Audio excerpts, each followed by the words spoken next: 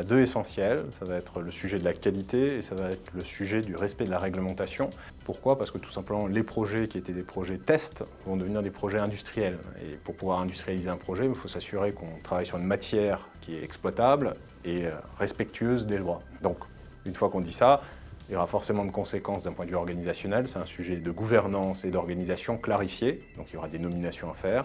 Il y a très certainement des décisions un peu dures à prendre pour clarifier comment ces sujets vont être traités par des orgas un peu trop décantés.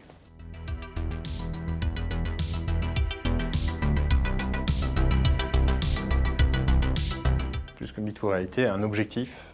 Si on ne réconcilie pas et qu'on n'essaye pas de comprendre le consommateur dans sa globalité de son expérience, ça fait perdre de sens tout le sens de la démarche data. Le client il donne de la donnée de manière un peu éparse et donc forcément cette démarche de réconciliation elle est cœur. C'est celle qui donnera l'alpha et l'oméga de la démarche.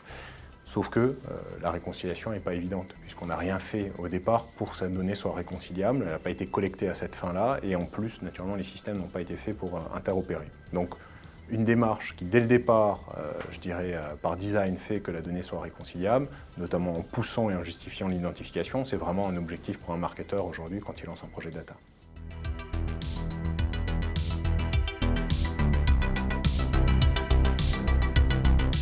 Il faut plusieurs départements, il faut pouvoir récolter la donnée un peu là où elle se situe. Donc il faut un gros cœur et un gros ADN de chefferie de projet avec un data engineer et un data scientist. Il ne faut pas qu'une compétence pour réussir qui serait le data scientist, il faut l'ensemble de ces compétences et notamment un questionnement sur les objectifs. Si aujourd'hui on mène un projet data en disant j'ai de la data et j'ai des technologies, on n'en fait pas grand-chose. Ça n'aura pas de sens, ça n'adressera pas des problématiques clients.